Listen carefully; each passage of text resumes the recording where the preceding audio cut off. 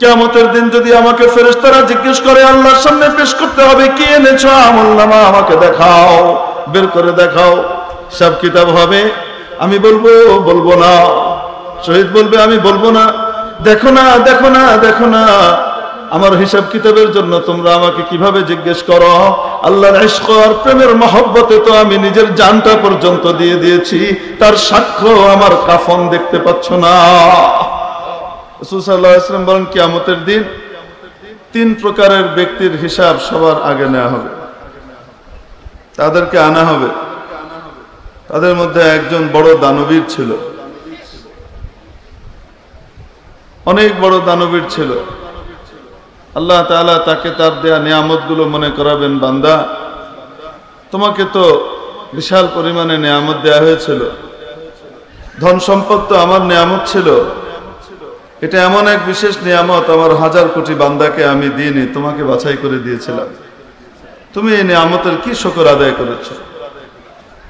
ধন সম্পদের সঠিক ব্যবহার হলে এটা কিয়ামতের দিন জান্নাতে উঁচু মাকামে যাওয়ার কারণ হবে, আর এটার অপব্যবহার হলে এটা জাহান্নামে যাওয়ার কারণ হবে। যাই হোক, বলছিলাম যে ধন সম্পদ কত বড় নিয়ামত। রাসূল পাক সাল্লাল্লাহু তাআলা আলাইহি ওয়াসাল্লামের কাছে একবার কিছু সাহাবী আসলেন, গরীব।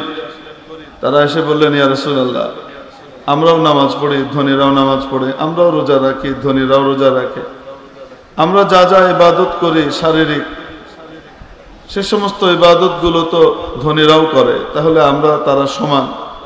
অতিরিক্ত তাদের কাছে ধন সম্পদ আছে, সেটা দিয়ে তারা আল্লাহর রাস্তায় খরচ করে, অনেক বেশি দান করে, এই কারণে তো তারা কিয়ামতের দিন আমাদের চেয়ে এগিয়ে যাবে, জান্নাতে তারা এগিয়ে যাবে, আমরা তো পিছিয়ে গেলাম। রাসূল পাক সাল্লাল্লাহু আলাইহি ওয়াসাল্লাম তাদেরকে কিছু আমল শিখিয়ে দিলেন, দিয়ে বললেন এই আমলগুলা করো, তাহলে ওরা দান করে যে সওয়াব পায়, তোমরা এই আমলগুলা করে ওই সমপরিমাণ সওয়াব পেয়ে যাবা, তো তাহলে তোমরা আর পিছিয়ে থাকবে না, এগিয়ে যাবা। সাহাবীরা খুব খুশি, তারাও ইবাদত শুরু করেছেন। গরীব সাহাবীরা, ধনী সাহাবীরা দেখলেন এরা এই আমল কি করে, এটা ওরাও খোঁজ নিয়ে বের করে ফেললেন। ওনারা বের করার পরে এবার ওনারাও শুরু করেছেন। এবার রাসূল পাক সাল্লাল্লাহু আলাইহি ওয়াসাল্লামের কাছে গরীব সাহাবীরা আবার আসলেন, ইয়া রাসূলুল্লাহ, এখন তো যে আমল দিয়ে তাদের দান খয়রাতের সমপরিমাণ আমাদের আমলটা হয়ে যেত আর আমরা জান্নাতে এগিয়ে যেতাম, এখন তো ধনীরাও সেটা শুরু করেছে, তাহলে তো ওইটা আর আমাদের এটা সমান সমান, এর উপরে আবার ধন সম্পদের দান খয়রাত, তা আবার তো এগিয়ে গেল। নবী পাক সাল্লাল্লাহু আলাইহি ওয়াসাল্লাম সাহাবীদেরকে বললেন, যালিকা ফাদলুল্লাহ ইউতিহি মান ইয়াশা, এটা তো আল্লাহর দান, যাকে ইচ্ছা তাকে দিবেন, এটা নিয়ে আর কিছু বলার নাই। তাহলে ধন সম্পদ কত বড় দৌলত, যে নিয়ামত দিয়ে আল্লাহ তাআলাকে খুশি করে জান্নাতের উঁচু মাকাম পেয়ে যেতে পারে, অনেক বান্দাকে পিছনে ফেলে সে এগিয়ে যেতে পারে। ওয়া ফি যালিকা ফালইয়াতানাফাসিল মুতানাফিসুন, এর অন্যতম সবব হতে পারে ধন সম্পদ, মাল। তো আল্লাহ তাবারাকা ওয়া তাআলা মনে করাবেন, বান্দা তোমাকে তো এরকম ধন সম্পদ দিয়েছিলাম, বিশাল নিয়ামত রাজি দিয়েছিলাম, তুমি আমার নিয়ামতের কি শুকর আদায় করেছো? সে বলবে, ইয়া আল্লাহ, হেন জায়গা নাই, হেন খাত নাই যেই খাতে আমি দান করি নাই। কি মসজিদ, কি মাদ্রাসা, কি গরিব মিসকিন, কি ইয়েতিম, কি দুস্থ, কি বিধবা, কি সমাজ সেবার বিভিন্ন কাজ সময়, কি যুদ্ধের সময়, বিগ্রহের সময়, কোন ক্ষেত্র ছিল যেখানে আমার অর্থ বিনিয়োগ হয় নাই? আমি তো সব জায়গায় অকাতরে দান করেছি। তবে শেষ পর্যায়ে এই সব কিছু সে ফিরিস্তি দিতে থাকবে আর আল্লাহ তাআলা শুনতে থাকবেন, কিছু বলবেন না। একটা পর্যায়ে সে বলবে, আপনাকে খুশি করার জন্য, লিরিদাকা, এটা বলার সাথে সাথেই আল্লাহ তাআলা বলবেন, কাযাবতা, মিথ্যা কথা বলেছো, তুমি তো এগুলা এজন্য করেছিলে যেন তোমাকে মানুষ বড় দানবীর বলে, দানশীল বলে। তুমি তো এগুলো এজন্য করেছিলে যেন তোমাকে বড় দানশীল আর দানবীর বলা হয়। ফাকাদ কিল, তা তো বলা হয়ে গেছে। সুম্মা উমিরা বিহি, এরপরে তার ব্যাপারে ফেরেশতাদেরকে আদেশ করা হবে। এখানে তো ওর কিছু নাই, সব তো দুনিয়াতে যে জন্য করেছিল সেই কাজ তো হয়ে গেছে, আমার সন্তুষ্টির জন্য তো করেনি।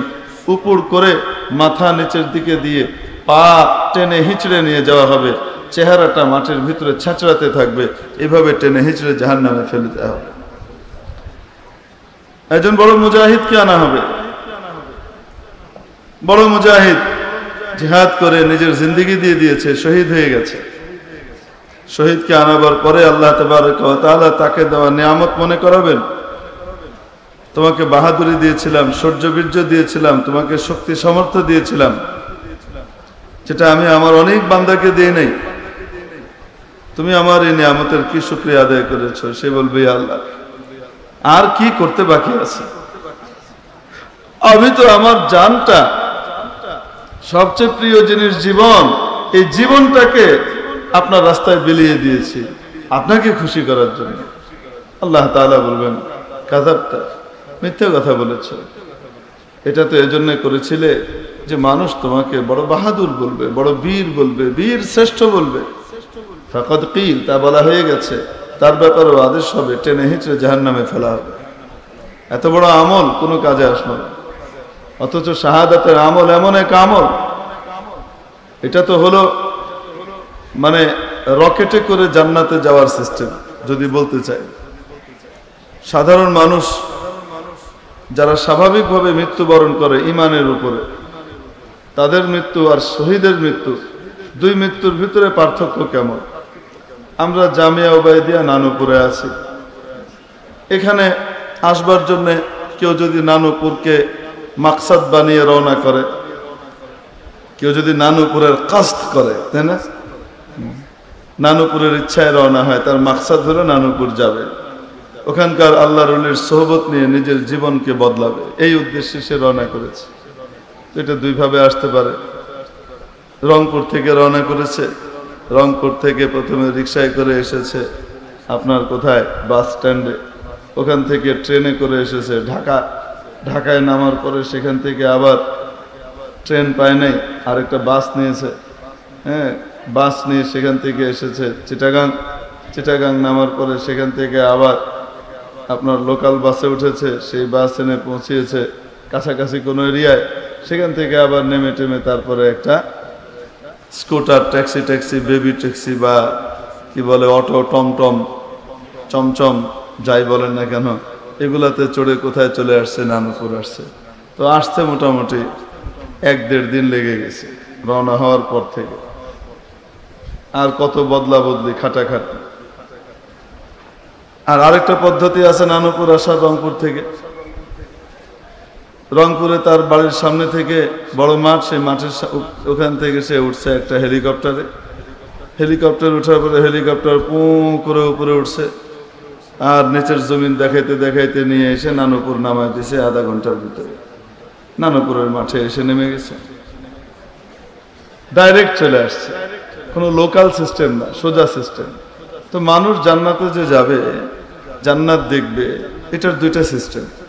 একটা সিস্টেম লোকাল সিস্টেম হলো জান্নাতের এরাদে সে মেহনত করেছে সারা জিন্দেগি, স্বাভাবিক মৃত্যুবরণ করেছে, ইমানদারের মৃত্যু হয়েছে, তো দুনিয়া থেকে তার রূহ নিয়ে যাওয়া হবে, কবরের ভিতরে তার সওয়াল জবাব শেষ হবে, বারজাখের সওয়াল জবাব শেষ হওয়ার পরে তার জন্য জান্নাতের খিড়কি খুলে দেওয়া হবে, জান্নাতের লেবাস এনে পরিয়ে দেওয়া হবে, জান্নাতের বিছানা বিছিয়ে দেওয়া হবে, তারপরে ঝিরঝিরে ফুরফুরে বাতাস আসতে থাকবে, আর তাকে বলা হবে নাম কানাউমাতুল আরুস, এবার ঘুমিয়ে যাও। সে ঘুমিয়ে যাবে। ওই কিয়ামতের দিন যখন নাকি ডাক আসবে তখন উঠবে, উঠে তার কাছে মনে হবে এই সূর্য ডুবতেছে, আসরের নামাজ তো পড়া হয়নি, আসর পড়তে হবে।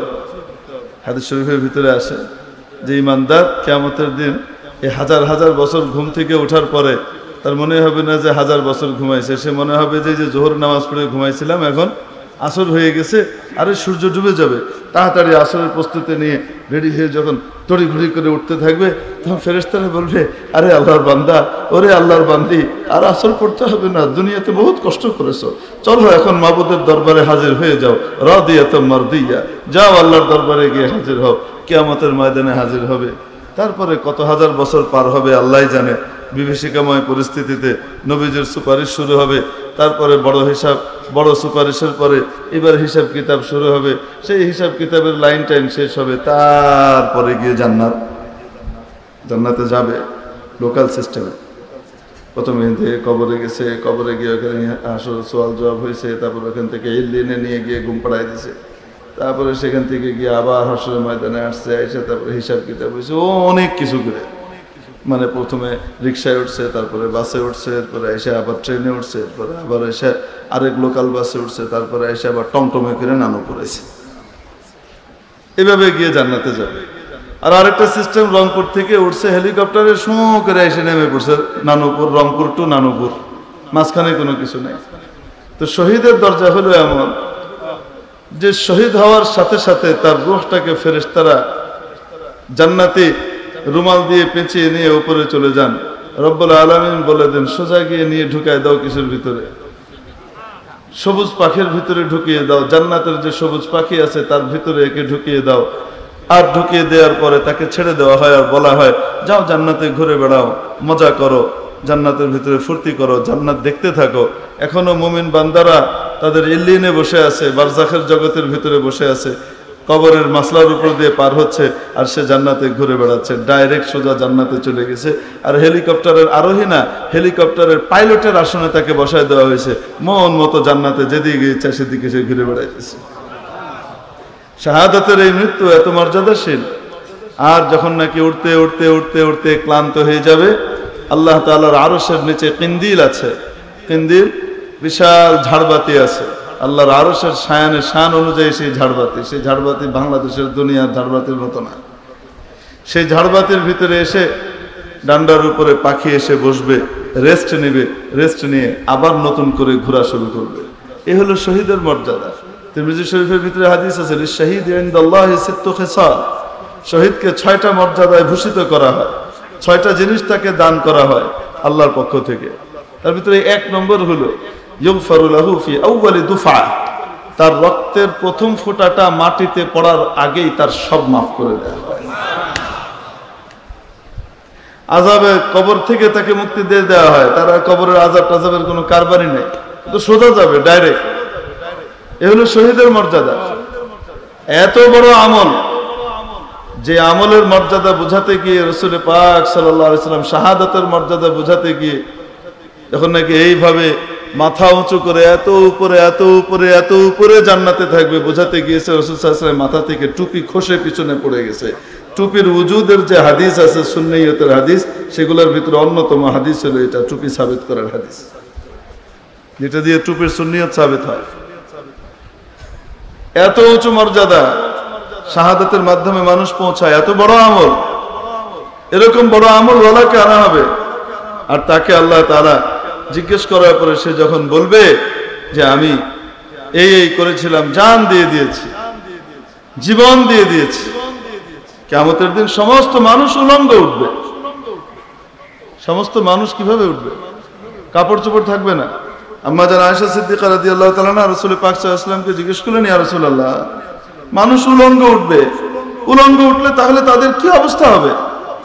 লজ্জা পাবে না? নিজের গোপনাঙ্গ অন্যরা দেখে ফেলছে, সে লজ্জা পাবে না? রাসূল পাক সাল্লাল্লাহু আলাইহি ওয়াসাল্লাম বললেন, আয়েশা, লজ্জা সেদিন তো প্রত্যেকের এমন এক অবস্থা হবে, নিজেকে নিয়ে এমন অস্থির আর পেরেশান থাকবে, ইয়া নাফসি করতে থাকবে, আরেকজনের দিকে তাকাবার মতো ফুরসতি তো সে পাবে না। কিন্তু সেই দিন আল্লাহ তাবারাকা ওয়া তাআলা শহীদদেরকে কাপড় সহ উঠাবেন। যে লিবাসে তার শাহাদাত হয়েছিল, যে কাপড় পরা অবস্থায় তার শাহাদাত হয়েছে, ওই কাপড় সহ ওই অবস্থায় সে উঠবে, তার গায়ে কাপড় থাকবে, ওয়া জুরহুহু ইয়াসউবু দামান, আর তার শরীরের ক্ষতস্থান থেকে যেখানে আঘাত পাওয়ার পরে রক্ত বেরিয়েছিল, সেই ক্ষতস্থান থেকে ফিনকি দিয়ে রক্ত বের হবে।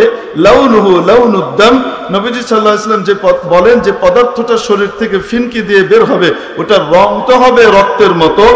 ওয়া রিহুহু রিহুল মিস্ক, কিন্তু তার সুঘ্রাণ হবে মিস্ক আম্বরের মতো। এমন হবে, সে আসবে কাফনের কাপড় সহ, সে তো তার শাহাদাতের কাপড় চোপড় সহ আসবে, শহীদের মর্যাদা, সেদিন সে উলঙ্গ থাকবে না। আল্লাহু আকবার। কোন এক বুজুর্গ শহীদের এই হাইয়াতকে, এই হালাতকে, হাদিসের আলোচনাগুলোকে তার শেরের ভাষায় এভাবে বলেছেন, বমহশর গর্ব পুরসন্দম চে আওয়ারদি নমি গোয়ম, বমহশর গর্ব পুরসন্দম চে আওয়ারদি নমি গোয়ম, শহীদ খঞ্জরে ইশকম গওয়াহে খুদ কফনদারম, শহীদ খঞ্জরে ইশকম গওয়াহে খুদ কফনদারম। কিয়ামতের দিন যদি আমাকে ফেরেশতারা জিজ্ঞেস করে, আল্লাহর সামনে পেশ করতে হবে, কি এনেছো আমলনামা, আমাকে দেখাও, বের করে দেখাও, সব কিতাব হবে, আমি বলবো না। শহীদ বলবে, আমি বলবো না। দেখো না, দেখো না, দেখো না, আমার হিসাব কিতাবের জন্য তোমরা আমাকে কিভাবে জিজ্ঞেস করো। আল্লাহর ইশক আর প্রেমের মহব্বতে তো আমি নিজের জানটা পর্যন্ত দিয়ে দিয়েছি, তার সাক্ষ্য আমার কাফন দেখতে পাচ্ছ না। শহীদের মর্যাদা, শহীদকে আনা হবে, বাহাদুরের কথা মনে করানো হবে। উনি বলবেন যে আমি এই করেছি, এই করেছি, এই করেছি, এত কাফের মেরেছি, এত মিসাইল মেরেছি, এরকম ওটা ওটা করেছি, শত্রুদেরকে আমি তটস্থ করে রেখেছি, শেষ পর্যন্ত আমি একটা পর্যায়ে নিজের জান দিয়ে দিয়েছি, কখনো কোনোদিন পিছপা হয়নি। আনা মান বা শামকে রোজে জঙ্গে বিনি পুশতমান, आना मन बाशम के रोजे जंग बीनी पुश्तमन, आमनम कंदर मियाने खाक खूबीनी सरे, कांके जंग आरद बखोने खेश बाजी मी कुनत, रोज मैदा वाके बुगरी जद बखोने लश्करे। আমি তো কোনোদিন পালাইনি, পলায়ন কি জিনিস দেখিনি, আমার পিঠে কোনো আঘাত নাই, আমার সমস্ত আঘাত আমার বুকে, আমার পেটে, আমার শরীরে, চারিদিকে আঘাত, কিন্তু কোনো আঘাত আমার পিছনে নাই। আমি কোনোদিন পশ্চাৎধাবন করিনি, পালাইনি ময়দান ছেড়ে। শেষ পর্যায়ে লড়তে লড়তে লড়তে লড়তে লড়তে লড়তে আমি জানটা পর্যন্ত দিয়ে দিয়েছি আপনার জন্য। ইয়া আল্লাহ, আল্লাহ তাআলা সব শুনবেন, লিরিদাকা, আপনাকে খুশি করবার জন্য। আল্লাহ বলবেন কাযাবত, মিথ্যা কথা। এজন্য বলেছিলা যে, এজন্য করেছিলা, মানুষ তোমাকে বাহাদুর বলবে, তার ব্যাপারেও আদেশ হবে, জাহান্নামে নিয়ে নিক্ষেপ করা হবে। এরপরে আনা হবে একজন বড় কারিকে। এই কারি তিলাওয়াতের কারি নয়, ইস্তিলাহি কারি, কারি মোহাম্মদ তাইয়্যিব, মোল্লা আলী কারি, কারি বিমানা মুকরি, কোরআনের তিলাওয়াতেরও উস্তাদ এবং মাআনিরও উস্তাদ, মাযামিনেরও কি বহুত বড় আলিম, বহুত বড় একজন আলিমকে আনা হবে। লফজে তরজমা কারিও করতে পারেন, আনা হবে। নিয়ামত মনে করানো হবে, যে নিয়ামত দিয়েছিলাম, এই নিয়ামত পৃথিবীর আমার হাজার কোটি বান্দাকে আমি দেই নাই, তোমাকে দিয়েছিলাম। আল্লাহু আ'লামু হাইসু ইয়াজআলু রিসালাতা, আল্লাহ জানেন ইলমের নূর, তার নবীর রিসালাতের ইলমের নূর কার দিলে কোন ভাবে রাখবেন, এটা উনি জানেন, উনি বাছাই করেন। আমি বাছাই করেছিলাম, অন্য কেউ বাছাই করেনি। তোমাকে বাছাই করে আমার নূরে ইলম দিয়েছিলাম, তোমাকে বাছাই করে আমি বড় ইলমের মালিক বানিয়েছিলাম, কোরআনের বড় জ্ঞান দিয়েছিলাম। বলো তুমি এই নিয়ামতের কি শুকরিয়া আদায় করেছো? ইয়া আল্লাহ, সারা জীবন আদা পেট খেয়ে, পেটে পাথর বেঁধে, মাদ্রাসায় পড়ে থেকে সারা জিন্দেগি ক্বাল আল্লাহ ক্বাল রাসূল করেছি, আর মানুষকে আলেম বানিয়েছি, হাজার হাজার আলেম তৈরি করেছি, অমুক মাদ্রাসাতে পড়িয়েছি, শাইখুল হাদিস ছিলাম। ইয়া আল্লাহ, ওখান থেকে তারপরে আমার ছাত্ররা দেশ বিদেশে ছড়িয়ে পড়েছে, সারা বিশ্বে আমার ছাত্ররা এ করেছে, ওই ছাত্রগুলাকে আমি তৈরি করেছি, এলেমকে খাওয়াসের ভিতরেও বিতরণ করেছি, আবার দাওয়াত ও তাবলীগে গিয়ে সাধারণ মানুষের ভিতরেও বিতরণ করেছি, আবার ওয়াজ মাহফিলে গিয়ে হাজার হাজার মানুষকে নসিহতের কথা শুনিয়ে তাদেরকে দ্বীনের পথে এনেছি, তওবা করিয়েছি। কত মানুষ আমার দ্বারা তাজকিয়ার সুলুকের ভিতরে হাত দিয়ে তারা জান্নাতের পথে চলে এসেছে। ইয়া আল্লাহ, কি করি নাই এই নিয়ামতের, কোন শুকরিয়া আদায় করি নাই? এইভাবে ইলম বন্টন করেছি আর বিতরণ করেছি আপনাকে খুশি করার জন্য। আল্লাহ তাবারক ওয়া তাআলা বললেন, তাই কাযাবতা, মিথ্যা কথা বলেছো, এটা তো এই জন্য করেছিলে মানুষ তোমাকে বড় কারি বলবে, বড় আলিম বলবে, বড় মুহাদ্দিস বলবে, বড় মুফাসসির বলবে, বড় শেখ বলবে, বড় মুর্শিদ বলবে, বড় আলোচক, বড় বক্তা বলবে, এজন্য করেছিলে। অতএব আজকে তোমার জন্য এখানে কিছুই নাই, তা তো দুনিয়াতে বলা হয়ে গেছে। তোমাকে তো নামজাদা অমুক অমুক অমুক নামে তোমাকে ডাকা হয়েছে, তুমি তো মাশাআল্লাহ বুক ফুলিয়ে মুখ ফুলিয়ে চলেছো, আর ওগুলোর আশায় এগুলো করেছো। তা তো হয়ে গেছে, এখানে তোমার জন্য আর কিছু নাই। অতএব তাকেও আদেশ করা হবে, তার ব্যাপারেও আদেশ দেওয়া হবে, তাকে টেনে হিঁচড়ে জাহান্নামে নিক্ষেপ করা হবে। এই সমস্ত বড় বড় আমলগুলো সব বরবাদ হয়ে যাবে, ধ্বংস হয়ে যাবে। যে আমলগুলোর একটা আমল জান্নাতের উচ্চ শিখরে আরোহণ করাবার জন্য যথেষ্ট ছিল। এই এক একটা আমল এত দামি যে একটা আমল একদম সর্বোচ্চ শিখরে তাকে আরোহণ করিয়ে দিত জান্নাতে। আর সাদাকাতু তুতফিউ গাদাবার রব, যার টাকা নাই সে বেচারা দান করে তত করতে পারে না, আর যার টাকা আছে সে যত বেশি দান করে আল্লাহর রাগ আর গোসার আগুনকে সে নিভিয়ে দেয়। কত বড় পাওয়ারফুল জিনিস ছিল তার কাছে, যেটা দিয়ে আল্লাহকে খুশি করে অত উপরে উঠতে পারতো। সব বরবাদ হয়ে গেছে। কেন? দিল নষ্ট হয়ে গেছে। তাই দিল নষ্ট হয়েছে, এজন্য সব বরবাদ।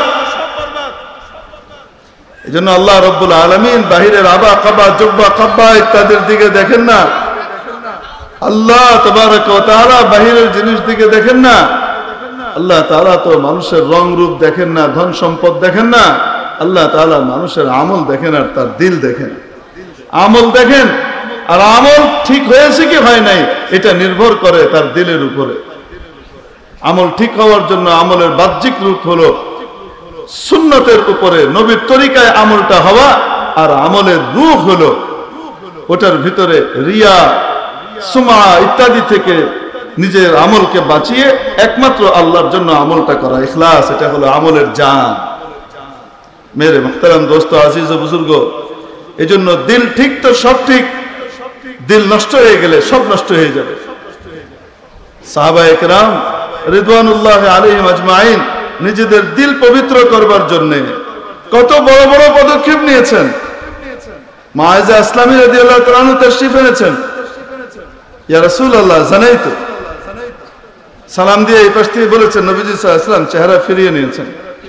আবার ওদিকে গিয়ে বলছি, ইয়া রাসূলুল্লাহ আমি জিনা করেছি, আমাকে পাক করেন, তাহহিরনি, আমাকে পবিত্র করেন।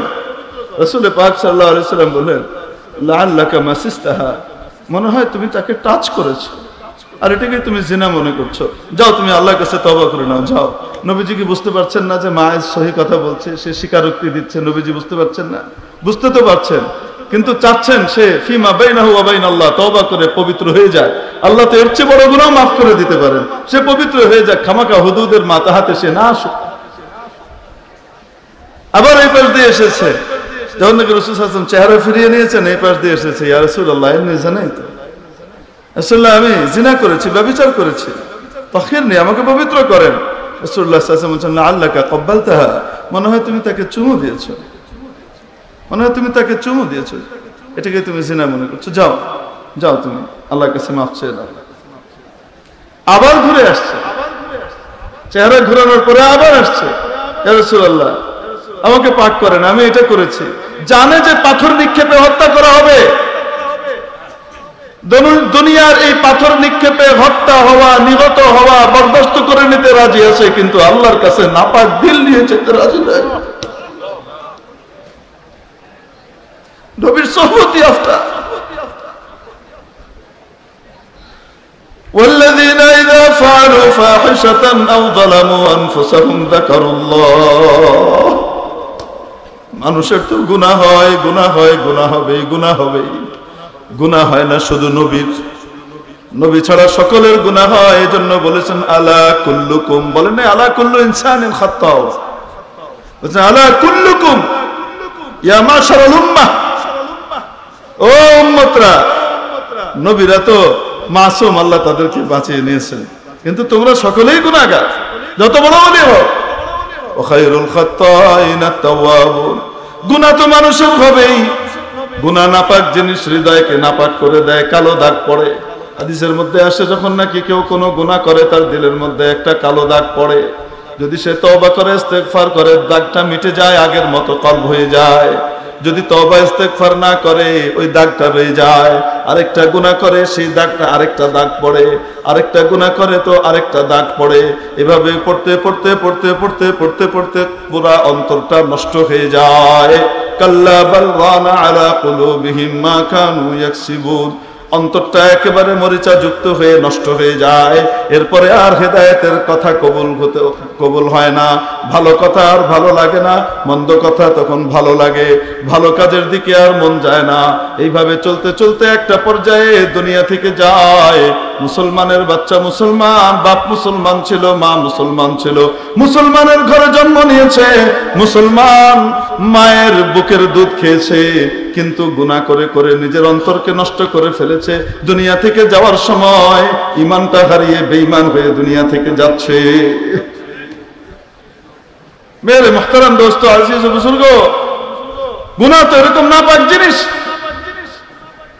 আল্লাহ রাব্বুল আলামিন বলেন, ওয়াল্লাযীনা ইযা ফাআলু ফাহিশাতান আও যালামু আনফুসাহুম, সমস্ত ব্যক্তিরা যাদের জন্য জান্নাত দেওয়া হবে, জান্নাত অপেক্ষা করবে, বিশাল জান্নাত, যার প্রশস্ততা দৈর্ঘ্য না, প্রস্থ জমিন এবং আসমানের মাঝখানে এত দূরত্ব হবে। আরদুহাস সামাওয়াতু ওয়াল আরদ উইদ্দাত লিল মুত্তাকিন, যেটা গুনাহমুক্ত লোকদের জন্য, তাকওয়াওয়ালাদের জন্য তৈরি করা হয়েছে। এই তাকওয়াওয়ালাদের সিফত আর গুণ বলতে বলতে বলতে বলতে রব্বুল আলামিন সামনে গিয়ে বলছেন, যে সমস্ত ব্যক্তিরা যদি গুনাহ করে ফেলে, মহা অশ্লীল কোনো কাজ করে ফেলে, অথবা কোনো অন্যায় করে ফেলে, যখনই আল্লাহর কথা মনে হয় গুনার উপরে বহাল থাকে না, নাপাক পরিষ্কার করার জন্য উঠে পড়ে লাগে এবং আল্লাহর কাছে তওবা করে মাফ চায়। তাদের জন্য কি আল্লাহ বলেন, ওয়া মান ইয়াগফিরুদ যুনুবা ইল্লাল্লাহ। আরে আল্লাহ তাআলা কিসের জন্য আছেন? আল্লাহ তো মাফ করার জন্যই অপেক্ষা করেন। বান্দারে, একবার আমার কাছে এসে তওবা কর, অতীতের ব্যাপারে অনুতপ্ত হয়ে মাফ চা, ভবিষ্যতে আর কোনোদিন করবি না, আমার কাছে তওবা কর, অঙ্গীকার কর, মুহূর্তের মধ্যে সব মাফ করে দেব।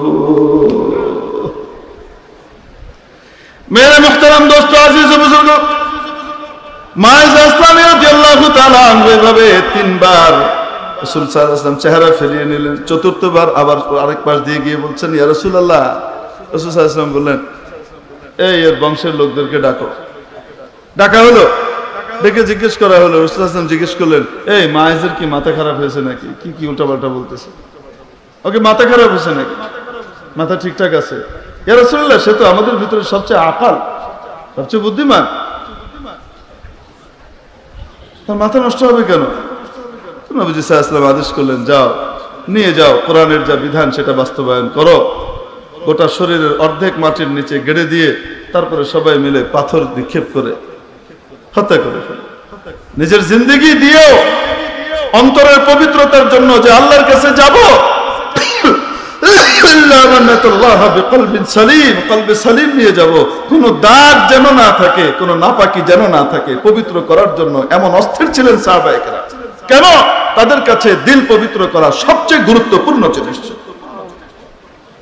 মেরে মুহতারাম দোস্ত, কোরআনে কারীমে আল্লাহ রাব্বুল আলামিন কোনো কথা বলে দিলে কোরআনে তার জায়গা হয়েছে, ওই কথাটা, ওই বিষয়টা, এর চেয়ে বড় জিনিস আর কিছুই দরকার নেই, এর চেয়ে গুরুত্বের জন্য আর কিছুই লাগে না, ঠিক কিনা? সেখানে যদি আল্লাহ কোনো কথা কসম সহকারে বলে, আল্লাহ কসম খাচ্ছেন কোন জিনিসের, তারপরে বলছেন, তাহলে কি পরিমাণ গুরুত্ব বাড়ে। বিষয়টা যত গুরুত্বপূর্ণ, আল্লাহ তাআলা তার জন্য কসম তত বেশি জিনিসের খেয়েছেন। কখনো কখনো এক জিনিসের কসম খেয়েছেন, ইয়াসিন ওয়াল কোরআনিল হাকীম ইন্নাকা লামিনাল মুরসালিন। এক কসম খেয়েছেন এক জিনিসের, কোরআনে হাকিমের কসম।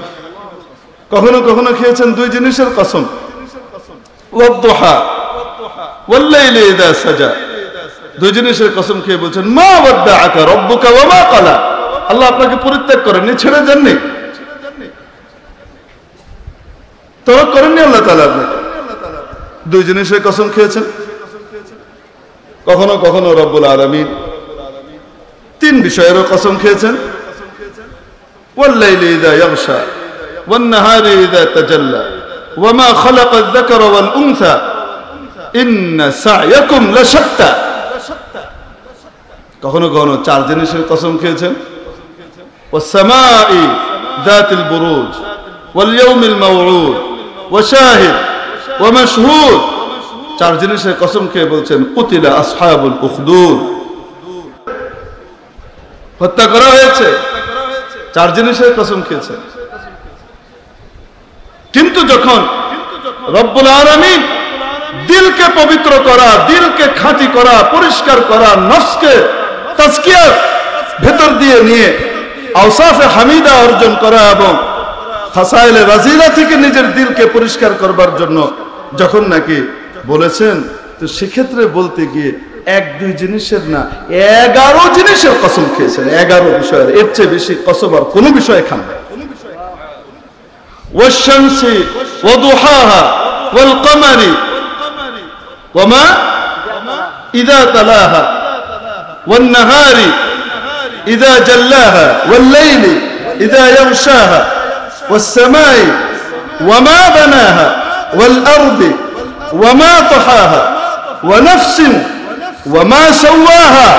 11 বিষয়ের কসম খেয়ে তারপরে বলছেন ফাআলহামাহা ফুজুরাহা ওয়া তাকওয়াহা। জুমলায়ে মুতারাজা, পরেরটা হলো জবাবে কসম। قد أفلح من زكاها وقد خاب من دساها। যে দিলকে পরিষ্কার করে ফেললো, পবিত্র করে ফেললো, সে কামিয়াব হয়ে গেল, সে সফলকাম হয়ে গেল। আর সে খায়েব ও খাসির হয়ে গেল, সে ধ্বংস হয়ে গেল, সে ক্ষতিগ্রস্ত হয়ে গেল যে এটাকে নষ্ট করে ফেলল। মেরে মুহতারাম দোস্ত, এই দিল সাফ করবার জন্য সাফ দিলওয়ালার মানুষের সোহবতে আসা লাগে। আল্লাহওয়ালার সোহবতে আসলে, আল্লাহওয়ালার সোহবতে নিজেকে এনে বিলিয়ে দিলে তারপরেই এই দিল সহি হয়, সোজা হয়। এমনি এমনি মানুষ আল্লাহওয়ালা হয় না যতক্ষণ পর্যন্ত নিজেকে কোনো আল্লাহওয়ালার জুতা না বানায়। খুদ বখুদ কা মিলনা শুদ মৌলায়ে রু তা গোলামে শামস তবরেজ না শুদ। শামস তবরেজ রহমতুল্লাহ আলাইহ, ওনার শেখ ছিলেন হযরত রুমি রহমতুল্লাহ আলাইহ, শেখ ছিলেন শামস তবরেজ। উনি বলেন শামস তবরেজের জুতা হওয়ার আগ পর্যন্ত আমি আজকে যে মর্যাদা পেয়েছি এটা এমনি এমনি পাইনি, জুতা হওয়ার পরে পেয়েছি। কালারা বুগজার মর্দে হাল শো পেশে মর্দে কামেলে পামাল শো। দিলকে যদি পবিত্র করতে চাও, যদি মুজাক্কা হতে চাও, পবিত্র সত্তার অধিকারী হতে চাও, প্রশ্ন এগুলা বাদ দিয়ে, সবকিছু বাদ দিয়ে, কি কেন এগুলা বাদ দিয়ে সবকিছু ছেড়ে দিয়ে সোজা আল্লাহওয়ালার জুতা হয়ে যাও। আল্লাহওয়ালার সোহবত মানুষকে অমানুষ থেকে ফেরেশতার উপরে মর্যাদায় নিয়ে যায়।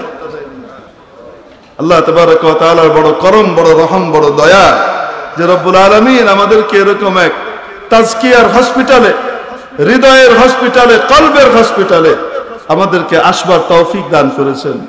নানুপুর এটা শুধুমাত্র একটা মাদ্রাসা নয়, দার মাদ্রাসা খানকা দিদাম, দার মাদ্রাসা খানকাহে দিদাম। মাদ্রাসার ভিতরে তো একটা খানকাও দেখে আসছে। একদিকে কল আল্লাহ কল রাসূল, এটার জাহিরি হালত চলতেছে, আরেক দিক থেকে দিলের ভিতরে কল আল্লাহ কল রাসূল পরিষ্কার ভাবে বসে যাচ্ছে, তার নূর বসে যাচ্ছে, একই সাথে চলতেছে। দারুল উলুম দেওবন্দের ব্যাপারে এই কথা আল্লাহ ওয়ালারা গিয়ে বলে আসছেন। যেমন এক মাদ্রাসা দেখে আসছি, যে মাদ্রাসা শুধু মাদ্রাসা না, সেখান থেকে আলেমও হয়, আরিফ বিল্লাহ তৈরি হয়। একসাথে যখন ফারেগ হয় তখন আলেমও হয়ে গেছে, আরিফ বিল্লাহ হয়ে গেছে, আল্লাহ ওয়ালা হয়ে গেছে। নানুপুর তো সেই মার্কাজ, সেই খানকা, সেই জায়গা, যে এক জায়গার ভিতরে অল ইন ওয়ান। কি তালিম সেটাও এখানে, কি তাজকিয়া সেটাও এখানে, কি খেদমতে খালক মানুষের জন্য, সমাজ সেবার জন্য এগিয়ে যাওয়া আল মানহার সেটাও তো নানুপুরে। কোন জিনিস দরকার, যে জিনিস রাসূল পাক সাল্লাল্লাহু আলাইহি সাল্লাম করে গিয়েছিলেন, আর সেগুলা নানুপুর ওয়ালারা করতেছে না।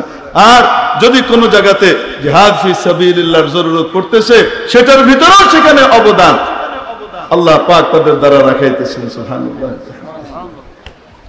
এরকম শেখে কামেল পাওয়া খুব সহজ জিনিস না, যে ইসলামের হার শোবাকে একসাথে নিয়ে চলার জন্য চেষ্টা করতেছে। এটা খুব কম। ওয়াকালিলুম মাহুম, গোটা বাংলাদেশে খুঁজলে বহুত কম পাওয়া যায় যে হার ফনি, হার লাইনের মেহনত আছে। জামিয়াত আছে। এটা খুব সাধারণ জিনিস না। আল্লাহ তাবারক ওয়া তাআলা এই মার্কাজে আশাকে, আমাদের এই আশাকে কবুল করে নেন। আল্লাহ ওয়ালার নজর এবং সোহবতকে নেওয়ার তৌফিক নসিব করেন। হযরত ওয়ালার সোহবত দ্বারা আমাদেরকে মুস্তাফিদ হবার তৌফিক দান করেন। আল্লাহ ওয়ালার নজরের দামটা কি? নজরের দামটা কি? আল আইনু হাক্কুন। নবীজি সাল্লাল্লাহু আলাইহি সাল্লাম বলেছেন নজর লাগে, নজর। এখানে উদ্দেশ্য বদনজরের কথা বলা হচ্ছে। এই যে বলেন যে লাউটা কত সুন্দর রে, তারপরের দিন এই লাউয়ের মোটার ভিতরে পছন্দ হলো, হয় কি হয় না? ওয়াও, বাবুটা কি চমৎকার, একদম পুতুলের মতো, তারপরের দিন ডায়রিয়া শুরু হয়ে গেছে। আরে কয় না কেন? আমরা কই চোখ লাগে, হ্যাঁ নজর লাগে, কই না? আমরা বলি কি বলি না? এটা লাগে। বদ নজর যদি লাগে তো নেক নজর লাগে না? আরে জানোয়ারের নজর যদি লাগে, জানোয়ারেরও নজর লাগে। জানোয়ারের নজরের ভিতরে আল্লাহ কি পাওয়ার দিয়ে রেখেছেন। কচ্ছপ আছে না? কচ্ছপ, কচ্ছপ বাচ্চা ফুটায় কিভাবে? কিভাবে বাচ্চা ফুটায়? কচ্ছপ পাড়ের ভিতরে তীরে নিরাপদ একটা জায়গাতে ডিম পাড়ে। ডিম পেড়ে সে পানিতে চলে যায়, নিরাপদ একটা মানে নির্ধারিত একটা দূরত্বে যায়। দূরত্বে গিয়ে সে এমন একটা জায়গায় অবস্থান নেয় যেখান থেকে সূর্যের আলো তার চোখের উপরে পড়বে, মা কচ্ছপ, আর এই চোখের রিফ্লেক্ট ওখানে গিয়ে ডিমের উপরে পড়বে। মানে সূর্যের আলো এখানে পড়বে, আর এখান থেকে ত্রিভুজ হয়ে গিয়ে মায়ের চোখ থেকে কোথায় পড়বে? এমন জায়গায় অবস্থান নেয় যে সূর্যের আলো এখানে পড়বে, আর মা তাকিয়ে থাকে কোন দিকে? ডিমের দিকে। এই তাকানো থেকে এই তাতে আল্লাহ তাআলা কচ্ছপের বাচ্চা ফুটান। তো প্রাণীর চোখের ভিতরে পাওয়ার আছে, আল্লাহ ওয়ালার চোখে পাওয়ার নাই, নেক নজর নাই। হযরত নাজমুদ্দিন কুবরা রহমাতুল্লাহ আলাইহি বিখ্যাত বুজুর্গ ছিলেন, আল্লাহর ওলি ছিলেন। হযরত নাজমুদ্দিন কুবরা রহমাতুল্লাহ আলাইহি ফজরের নামাজের পরে মুরাকাবা মুশাহাদা করতেন, জিকির আজকার করে একদম ইশরাক করে বের হইতেন। তো একদিন বের হয়েছেন, বের হবার পরে হঠাৎ ওনার নজর পড়েছে, প্রথম নজরটা পড়েছে একটা কুকুরের উপরে। কুকুরটা ওনার দিকে এরকম করে তাকিয়েছিল, আর ওই কুকুরের দিকেই চোখাচোখি হয়েছে, উনি কুকুরের দিকে তাকিয়েছেন। এরপর থেকে আল্লাহর আজীব কুদরত, যে কুকুর যেখানে যেত সেই জায়গাতে সমস্ত কুকুররা, এলাকার কুকুররা এসে তার সামনে হাত জোড় করে চুপ করে বসে থাকত। এক নজর ফরমা কে মুস্তাসনা শওম জবনায়ে জিন্স, এক নজর ফরমা কে মুস্তাসনা শওম জবনায়ে জিন্স, সবকে শুদ মঞ্জুর নজমুদ্দিন সগারা সরওয়ারাস। ও আল্লাহর ওলি, আমাদের দিকে একটু আপনার তাওয়াজ্জুহ, নেক নজর দিন, যেন আমি আমার সমগোত্রীয়দের থেকে পৃথক হয়ে যেতে পারি। যেমন ওই কুকুর, যে কুকুর সমগোত্রীয় কুকুরদের চেয়ে সম্পূর্ণ অনন্য, এক আলাদা বৈশিষ্ট্য অর্জন করেছিল, এক মর্যাদা লাভ করেছিল, যে কুকুর হযরত নাজমুদ্দিন কুবরার নজরে আফতা হয়েছে। এই জন্য আল্লাহ ওয়ালার সোহবত বড় গনিমত। যার উপরে নজর পড়বে তার জিন্দেগি বনে যাবে।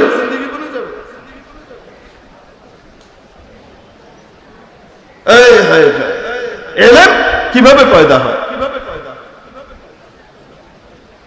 না কিতাबों से, না ওয়াজों से, না ज़र से पैदा। না কিতাব দিয়ে ইলমের নূর আসে। কিতাব দিয়ে তো কালো কালো ছাপ দিলের উপরে পড়ে, যা যা দেখতেছে ওইটার ফটোকপি হইতেছে, কালো ছাপ পড়তেছে। ওই কালো ছাপ পরিষ্কার করতে হয় খেদমতে খালক দিয়ে। মানুষের খেদমত না, শুধু জানোয়ারেরও খেদমত। এটার দ্বারা পরিষ্কার হয়, দিল সাফ হয়। তো কালো কালো ছাপ পড়ে, না কিতাबों से, না ওয়াজों से, না ज़र से, না টাকা পয়সা দিয়ে পায়দা। ইলম এগুলো কোনটা দিয়ে হয় না। ইলম होता है बुजुर्गों की नजर से पैदा। ইলম যদি আসে, ইলমের নূর যদি দিলে আসে, আল্লাহ ওয়ালাদের নজরের দ্বারা আসে। এজন্য ইলমের মধ্যে জিলা পয়দা করতে হলে আল্লাহ রাব্বুল আলামিন, ও আমার তালিব ইলম ভাইরা খাস ভাবে বলবে, আপনাদেরকে বিশাল নিয়ামত দান করেছেন। এখান থেকে পড়তে থাকবেন, পড়তে পড়তে এই নিয়ামত অর্জন করে বাড়ি যাবেন, যখন কামেল হয়ে যাবেন একবারে। শুধু দাওরা পাস করে তাখাসুস করে গেছেন তা নয়, কামেল শেখ হয়ে এখান থেকে রওনা করবেন। এই সুযোগ আল্লাহ তাআলা এক জায়গাতে আপনাদেরকে দিয়ে দিছে। এটা সুযোগ হারাইলে ভবিষ্যতে মাথা চাপড়াইব। মানুষ নাই দুনিয়াতে। এখন কত রিজাল বলতেন আমাদের উলামায়ে কেরাম, এখন কফতুর রেজাল না, এখন তো ফকদুর রেজাল হতেছে, লোকই নাই। আল্লাহ তাআলা দিচ্ছেন, কদর করার তৌফিক আল্লাহ তাআলা আমাদেরকে নসিব করে।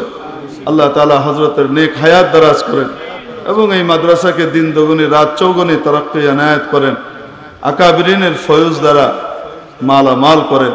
ওয়া আখিরু দাওয়ানা আলহামদুলিল্লাহি রাব্বিল আলামিন।